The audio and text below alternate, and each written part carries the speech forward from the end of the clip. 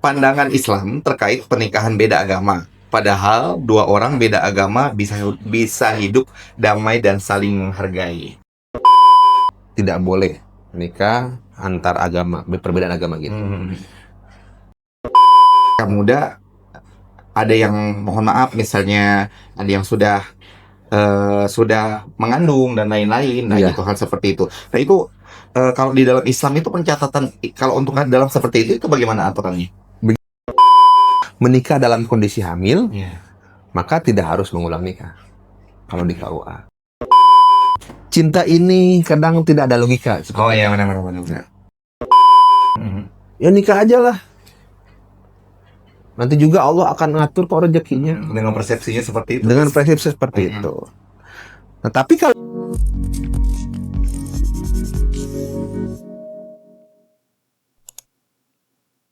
Kulum-kulum kembang sepatu. cakep. Assalamualaikum warahmatullahi wabarakatuh. Waalaikumsalam warahmatullahi wabarakatuh. Masya Allah, tabarakallah, yang jawab salam. Kita doakan semoga kaya raya, sukses dunia akhirat. Dan mudah-mudahan harapannya adalah segala sesuatu hal yang buku secepatnya mencair ya. Amin. Amin ya rabbal alamin. Dan alhamdulillahirabbil alamin, hari ini kita kedatangan Bapak Lutfi Alawi. Beliau ini adalah Kepala KUA Selat Nasik, dan saya lagi Hayat akan memandu podcast ini. Jadi untuk Anda yang ingin bertanya secara tajam, bolehlah bertanya. Untuk berkomentar juga bolehlah berkomentar di YouTube-nya kita, dan kita siap untuk menghadapi itu, benar ya Pak? Siap nggak? Netizen biasa. Netizen biasa ya Pak ya. Baik Pak Alwi, apakah kita harus perkenalan di terlebih dahulu, apa kita langsung pertanyaan ini? Lagi perkenalan dulu. Perkenalan dulu. Karena Oke, saya baik. rasa audiennya udah mulai banyak. Ya, alhamdulillah Sudah. ya. Ya. Alhamdulillah. Baik, mohon Pak Lutfi silakan untuk memperkenalkan diri terlebih dahulu. Sahabat religi semua, ya, perkenalkan saya Lutfi Alawi, bertugas di KUA Kecamatan Selat Nasik sebagai Kepala Kantor Urusan Agama, dan juga menjadi penghulu di Selat Nasik itu. Kalau dari Belitung, perjalanannya kan cukup lumayan agak ekstrim Pak Laili. Jadi butuh menggunakan transportasi laut, bisa menggunakan kapal kayu seperti itu. Saya bertugas di sana dan sekaligus mengedukasi kepada masyarakat sekalian dengan sahabat religi yang selama ini kita kenal dengan KUA itu apa kira-kira yang ini kok jadi saya nanya host ya? Ya nggak apa-apa, kita saling lempar ini. Jadi kalau yang selama ini sebelum ke materi nantinya, kita kan selalu mengenal orang ke KUA itu mau ngapain biasanya. Ya benar. Biasanya orang terpikir, oh saya mau nikah gitu ya. Ya. Padahal kalau di kaji secara dalam peraturan Menteri Agama, tugas KUA itu sangat banyak. Cuman yang menonjol itu pernikahan. Ya salah satunya ini juga, ini menjadi tugas KUA begitu. Menjadikan bahan konsultasi syariah. Seperti itu. Ya, seperti itu ya, sahabat religi semuanya ya. Sudah penasaran dengan pertanyaan-pertanyaan yang ada di cue card kita? Saya juga sudah mulai deg-degan, ini pertanyaannya agak sedikit ya lumayan menyeramkan ya. Tapi mudah-mudahan bisa dengan gaya bahasa nanti dari penjelasan dari Pak Lutfi. Pak, langsung aja kita ke pertanyaan pertama ini ya. Boleh, silakan Pak Lele. Jika pernikahan adalah bentuk penghormatan terhadap pasangan, apakah dalam pandangan Islam nikah siri yang nikahnya tidak diakui secara negara dan tidak memiliki perlindungan hukum masih mencerminkan penghormatan itu? Begini, kita sebelum ke sana, pertama kita garis bawahi dulu. Iya. Jadi di syiri itu kan dalam bahasa Arab yang berarti tersembunyi. Ya, jadi yang tidak nampak begitu. Di Kementerian Agama sebenarnya tidak mengenal yang namanya nikah syiri. Tetapi ada yang nikah yang tidak tercatat. Nah, kebetulan sekarang Kementerian Agama melalui ESI Dirjen Bimas Islam mengeluarkan edaran bahwa ada yang namanya gerakan sadar catatan nikah.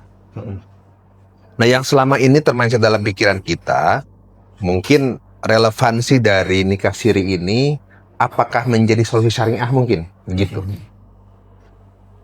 Jadi begini, tujuan pernikahan ini kan sebagai memperpanjang kekeluargaan, kemudian secara syariahnya sebuah pernikahan itu menghasilkan keluarga yang berketurunan seperti itu.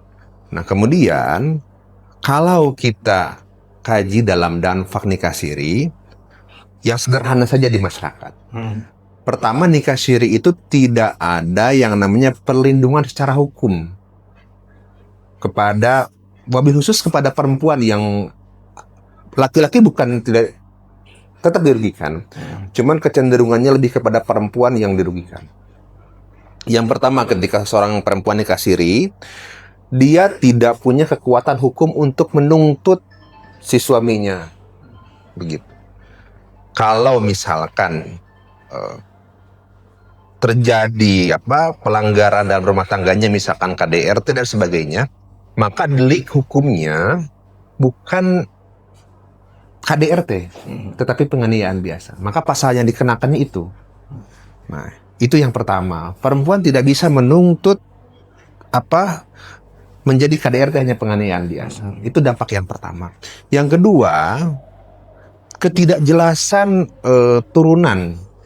Misalkan si A anaknya siapa, si A anaknya siapa dan sebagainya.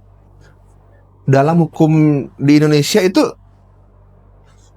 anaknya menjadi, maaf kalau salah, kalau bisa koreksi, karena ini leading sectornya di Dukcapil ya, hanya mencantumkan nama ibu seperti itu.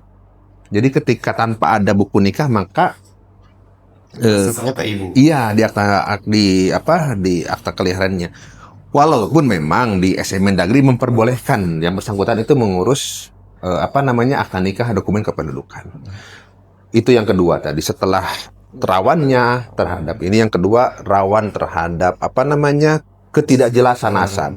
Yang ketiga, mewarisnya juga tidak jelas. Tidak ada tuntutan untuk seorang yang nikah siri menuntut ketika warisan itu tidak berhak secara hukum perdatanya. Pertanyaan selanjutnya adalah, dengan dampak-dampak yang tadi kan, tujuan dalam syariah itu kan tujuannya bagus. Maka ketika dampak-dampak madorot tadi muncul, kira-kira relevan nggak kalau nikah siri ini masih dilaksanakan? Kalau menurut kita yang belajar terkait tentang hal seperti ini, kayaknya tidak relevan. Tidak relevan. Karena tujuan syariah itu adalah kemanfaatan. Agama itu melindungi. Yang kedua terkait nasab dan sebagainya. Yang ketiga, perlindungan hukumnya tidak ada. Maka ketika unsur-unsur ini sudah ditentang, sudah sudah hilang, maka alasan syariah tadi sudah tidak relevan. Makanya pernikahan siri bukan solusi secara syariah terhadap mengejawantahkan argumen yang selama ini, daripada zina dan sebagainya, sudah tidak relevan lagi. Karena banyak sekali dampak-dampak yang akan muncul. Seperti itu. Harapannya seperti itu ya, teman-teman sekalian, sahabat religi yang mendengarkan ini, dan mudah-mudahan bisa di-share ke teman-teman yang lain yang masih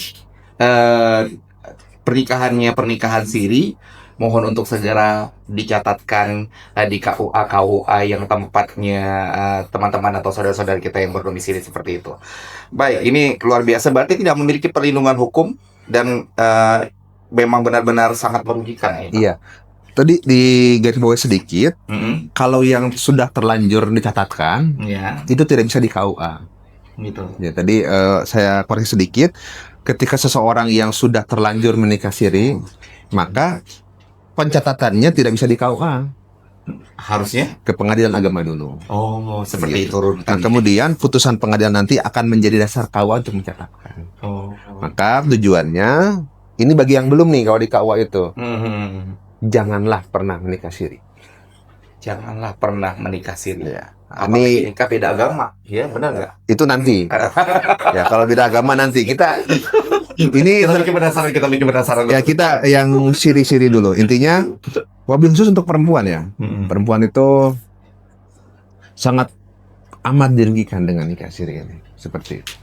Betapa sebenarnya dengan pernikahan secara resmi yang diakui dari negara dan juga secara agama, sebenarnya itu memang benar-benar punya payung hukum, dan secara Islam itu memang benar-benar luar biasa berdampak. Baik, iya seperti itu. Masya Allah, tabarakallah. Kita lanjut ke pertanyaan kedua. Ini terkait masalah nikah ini kan, adakah aturan dalam negara tentang menikah muda? Menikah batasan muda itu seperti apa sih kalau untuk warga negara Indonesia?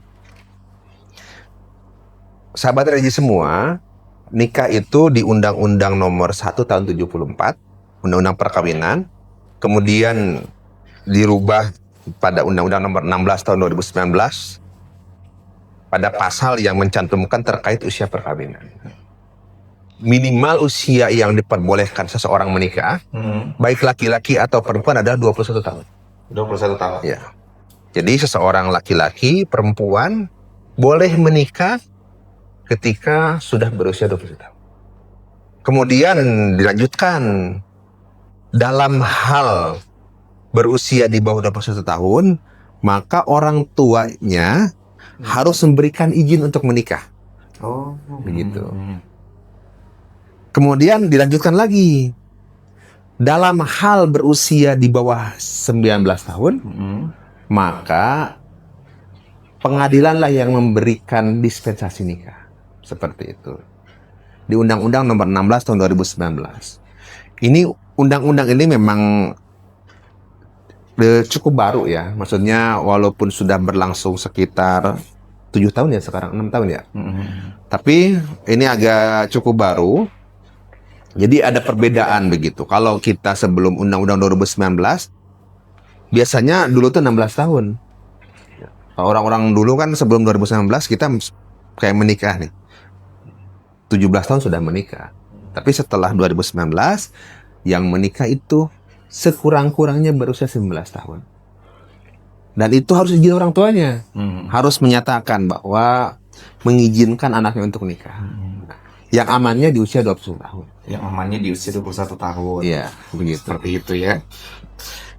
Menarik sih kalau bicara tentang masalah nikah muda. Nah, nikah muda itu ini kan, tapi kadang-kadang banyak sekali pertentangan-pertentangan yang berkaitan tentang nikah muda ini, Pak. Ya. Nikah muda ini, misalnya nikah muda, ada yang mohon maaf, misalnya ada yang sudah mengandung dan lain-lain. Nah, Ya. itu hal seperti itu. Nah, itu kalau di dalam Islam itu pencatatan, kalau untuk dalam seperti itu bagaimana aturannya? Begini, ada beberapa mazhab lah yang mengatakan bahwa beberapa pendapat mengatakan ada yang kalau nikah hamil di luar nikah dalam artian ada yang harus mengulang nikah seperti itu. Ada juga yang tidak harus mengulang. Nah, kemudian dalam hal ini Kementerian Agama berpatokan kepada konstelasi hukum Islam. Jadi di KHI itu KUA berpatokan ketika seseorang sudah hamil di luar nikah, atau dalam bahasa KHI-nya itu menikah dalam kondisi hamil, maka tidak harus mengulang nikah. Kalau di KUA. Kalau di KUA. Seperti itu. Jadi, dan dalam artinya begini, kami tidak berhak masuk kepada ranah privasi seseorang. Dan ketika ada yang dalam kondisi hamil, sebenarnya di pencatatan pernikahan itu tidak ada syarat hamil atau tidak hamil. Tapi seiring berjalannya waktu, Kementerian Agama bekerja sama dengan ada MOU dengan Kementerian Kesehatan, kemudian dengan KBN yang mengharuskan bahwa calon pengantin itu harus memeriksakan kehamilan, memeriksakan kandungannya. Maka dari sini biasanya kami tahu bahwa yang bersangkutan itu dalam kondisi hamil atau tidak dalam hamil. Nah, kemudian kami tidak punya hak untuk menolak, begitu. Jadi kalaupun dan tidak ada treatment secara aturan khusus begitu. Misalkan ketika hamil treatmentnya apa, secara aturan nggak ada. Kemarin kan ada yang ramai itu mungkin di rekan-rekan kita di kabupaten lain, mungkin bisa lihat lah di platform di TikTok, di Instagram, ada yang nggak terima begitu dalam si catilnya dalam kondisi hamil, dan itu mungkin lumayan muncul tuh di FYP. Dalam artian KUA berpatokan kepada KHI, tetap akan dilaksanakan seperti itu pernikahan di KUA seperti itu sahabat religi ya. Iya. Jadi sekali lagi Kementerian Agama terkhususnya KUA tidak mencampuri hal-hal yang berhubungan dengan pribadi dari masing-masing pengantin atau mempelainya nanti ke depannya gitu ya, terkait misalnya ada kehamilan di luar nikah dan lain-lain sebagainya, itu motivasinya seperti apa untuk menikah, dan yang pastinya KUA punya lembaganya yang berdasarkan dengan undang-undang yang berlaku. Ya, undang-undang kemudian di apa, ada konsultasi hukum Islam Kompilasi hukum yang Islam KKI tadi. yang itu mengakomodir Mhm. pertanyaan para pendapat para ulama begitu. Seperti itu kalau Masya Allah, tabarakallah, luar biasa ya Kementerian Agama ya. Selanjutnya kita ke pertanyaan yang ini tadi sudah ada di awal. Untuk orang-orang yang termangu-mangu ini ya. Bagaimana pandangan Islam terkait pernikahan beda agama? Padahal dua orang beda agama bisa hidup damai dan saling menghargai. Oke, ini Ini lagi kejadian juga di kita kayaknya, Pak. Bukan ya? bukan sebuah kesimpulan, saya Oh, belum iya, tahu iya. itu. Ya, cuman sekarang kan lagi hits ya lagunya di Gen Z itu termangu-mangu gitu. Iya. Nah, dalam sudut pandang negara, pertama saya akan pandang negara dulu karena dalam sudut pandang negara di Undang-Undang 1 tahun 74 Mhm. di pasal 2 ayat 1, Mhm. perkawinan yang sah itu adalah dalam satu agama. Tidak bisa dalam berbeda agama.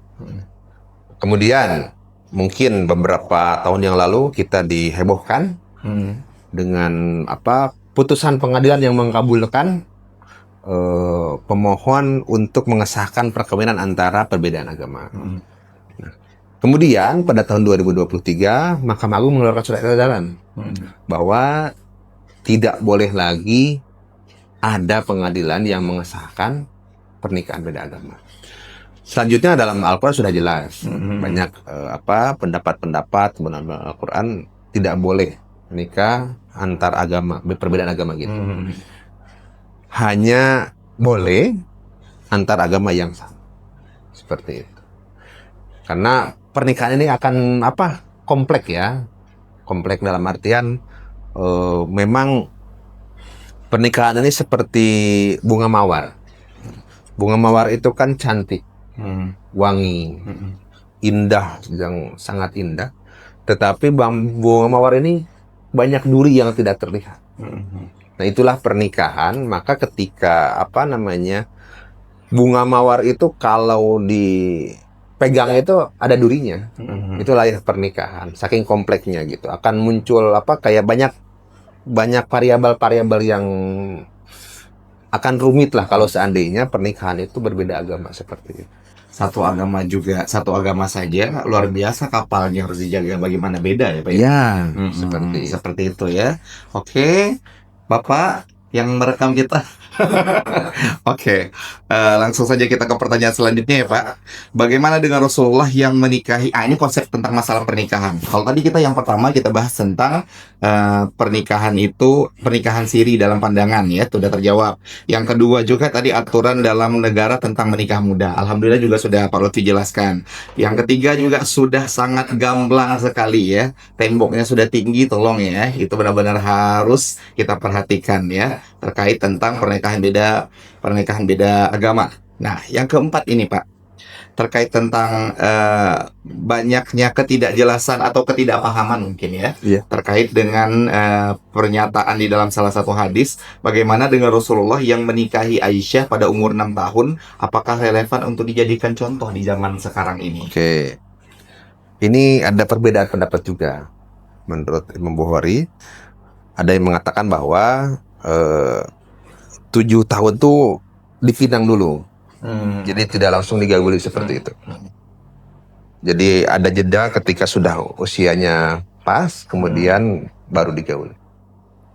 Itu yang didasari. Yang kedua, Rasul itu ketika menikahi Siti Aisyah bukan tanpa sebab, tapi murni karena perintah Allah. Gitu. Karena untuk apa? Untuk mengakomodir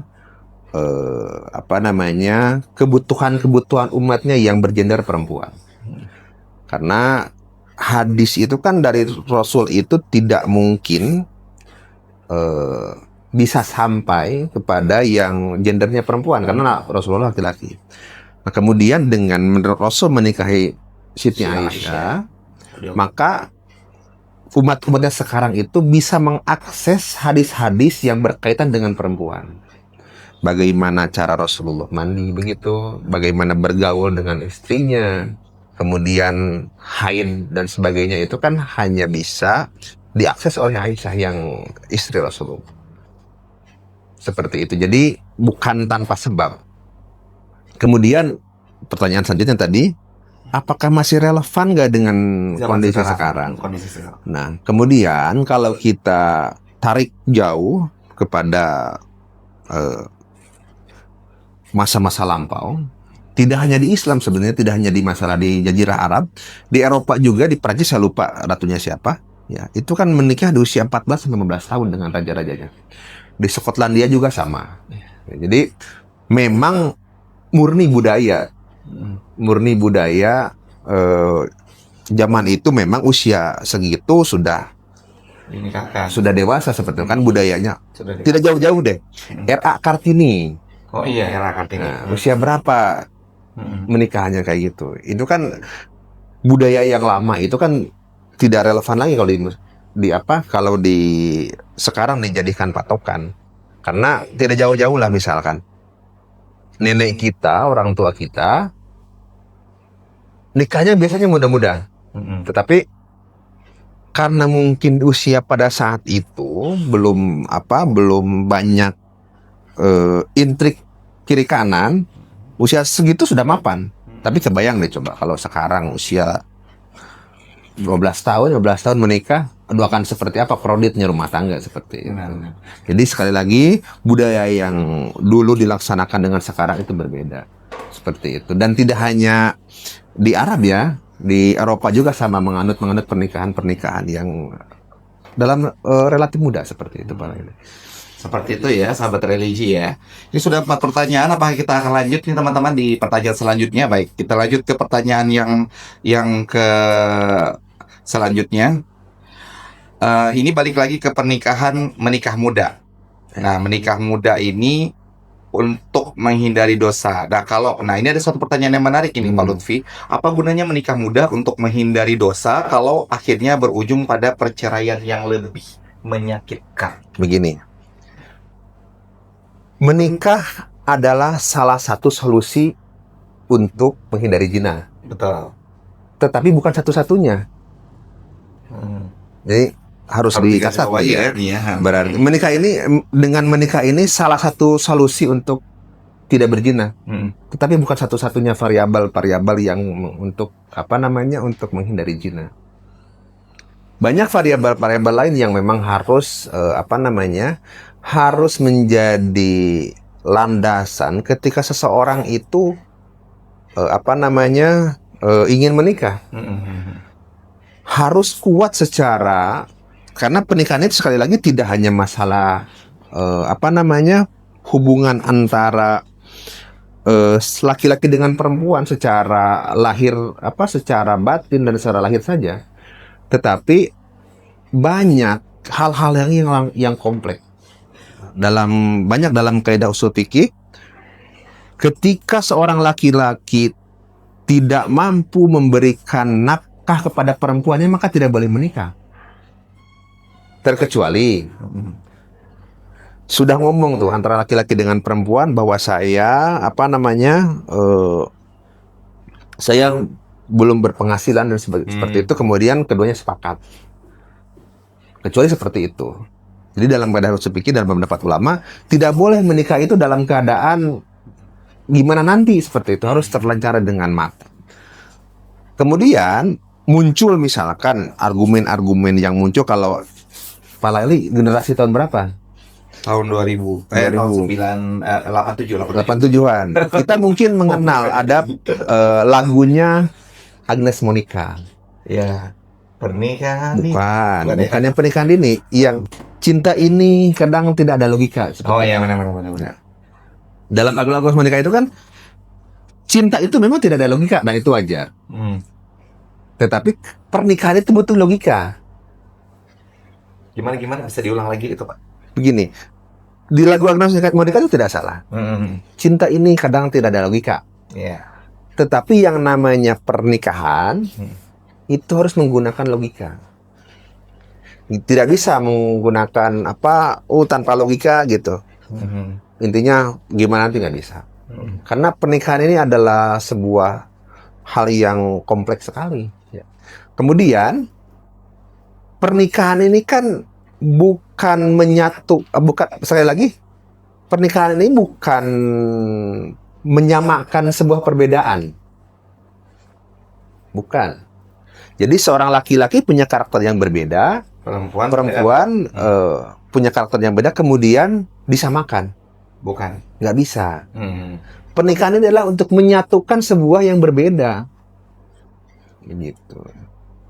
Tadi saya kembali ke pertanyaannya, saya lupa. Apa gunanya menikah muda untuk menghindari dosa kalau akhirnya berujung pada perceraian yang lebih menyakitkan? Begitu. Jadi dengan kemudian muda di sini kan subjektif lah ya. Jadi variabelnya tidak bisa disamakan. Walaupun misalkan negara sudah mengatur. Nanti kalau misalkan negara sudah mengatur, ada yang menikah muda tapi mampu seperti itu. Tapi kan negara mengintervensi. Biasanya usia mapan itu 21 tahun. Iya. Nah, begitu. Kemudian kenapa negara itu mengatur muda atau tidak? Karena tadi menikah itu harus tidak cukup logika. Ya, harus butuh pertimbangan yang matang. Ya, tadi saya bilang tanpa logika. Kemudian pernikahan itu kan bukan waktu yang cepat, tetapi dengan orang yang tepat seperti itu. Pernikahan itu bukan dengan waktu yang cepat, tapi dengan orang yang tepat. Nah, itu di garis bawah itu. Garis bawah ini tuh ya. Itu bisa jadi thumbnail kita atau bisa jadi hoaxnya kita di video ini ya mungkin ya. Baik. Pesan untuk sahabat religi. Ya, sahabat religi yang Gen Z ya, yang mau menikah. Ini yang masih, kalau yang sudah menikah, alhamdulillah lah ya, mungkin dapat merefresh kembali. Yang belum menikah nih, yang masih masih ragu begitu. Nah, sekali lagi pernikahan ini kan kompleks. Harus punya perencanaan yang matang. Muda itu kan sebenarnya relatif, tapi negara sudah mengatur. Harus disiapkan bagaimana perencanaannya yang matang. Dari segi nasabnya seperti apa, finansialnya seperti apa. Bahkan sekarang ada yang namanya pemeriksaan kesehatan. Ya. Kemudian memang ada misalkan begini, ada yang mengatakan apakah dengan menikah Allah itu kan akan mengatur rezeki kita gitu ya. Itu yang sering mengatur. Allah itu kan sudah mengatur rezeki kita. Ya nikah aja lah. Nanti juga Allah akan mengatur kok rezekinya. Dengan persepsinya seperti itu. Dengan persepsi seperti itu. Nah, tapi kalau kita lihat dalam ayat lain, ya, dalam surah Ali Imran, Allah itu tidak akan merubah suatu kaum sebelum kaum dia merubah sendiri. Iya, begitu. Bukan dalam artian usaha dulu menikah, kemudian persiapkan dulu yang matang gitu. Kemudian Allah pasti akan mencukupkan. Iya. Allah pasti mencukupkan. Cuman kan variabel kecukupan manusia itu berbeda-beda. Makanya untuk sampai kepada, jangan sampai ujung-ujungnya kita menyalahkan Allah gitu. Betul. Kok Allah cukupkan, kok nggak cukup-cukup? Iya, benar. Gitu. Makanya sebelum ke sana persiapkanlah dulu matang. Kalau sekarang ada yang namanya perencanaan keuangan keluarga. Ya, jadi harus merencanakan, misalkan yang laki-laki punya gajinya berapa, perempuan berapa, hutangnya berapa, harus diatur. Karena jangan sampai konflik itu muncul setelah pernikahan seperti itu.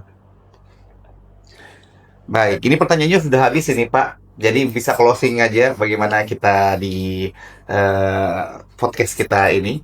Karena ini pertanyaan yang ke-9 ini, seberapa penting kesiapan finansial menurut pandangan Islam? Bukankah Allah menjamin rezeki orang yang setelah menikah? Nah, itu sudah terjawab. Jadi saking cerdasnya, Masya Allah, tabarakallah, Pak Lutfi udah bisa kebayang ya.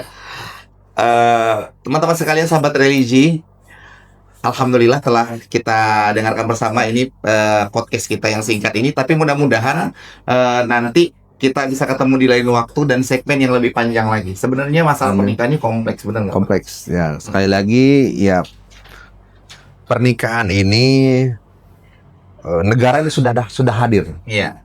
Ya, intinya kan negara itu dalam Undang-Undang Dasar mengatur dan mengatur segala bentuk baik berkehidupan begitu. Jadi tujuan negara itu membatasi usia pernikahan, kemudian mengatur nikah itu harus seperti apa, bukan untuk mempersulit warganya, tetapi untuk mengintervensi begitu. Supaya apa? Supaya di dalam surah An-Nisa itu jangan engkau mewariskan keturunan-keturunan yang lemah setelahmu. Jadi tujuan negara itu kenapa mengatur nikah itu harus usia matang, supaya tadi tidak menghasilkan keturunan-keturunan yang lemah setelah ini.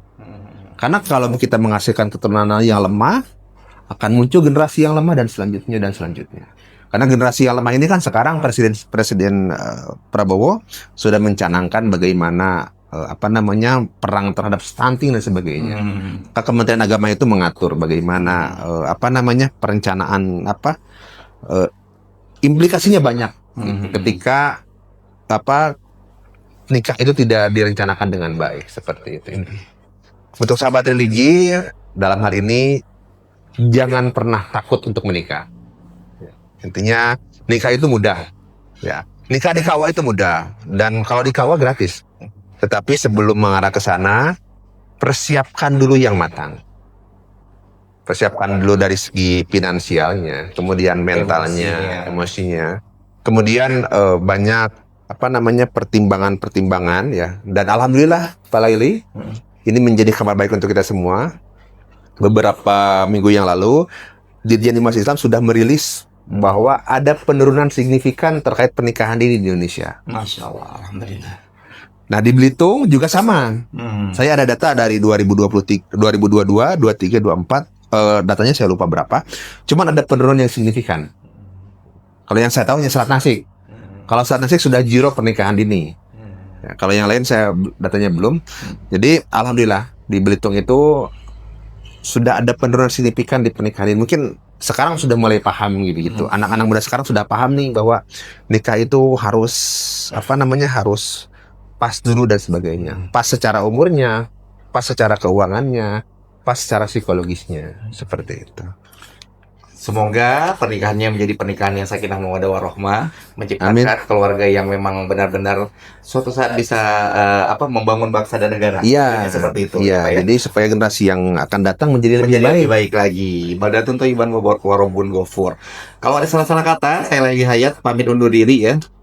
Sekali lagi mudah-mudahan tema ini mengena dan cocok dengan relevannya sangat pas untuk semuanya.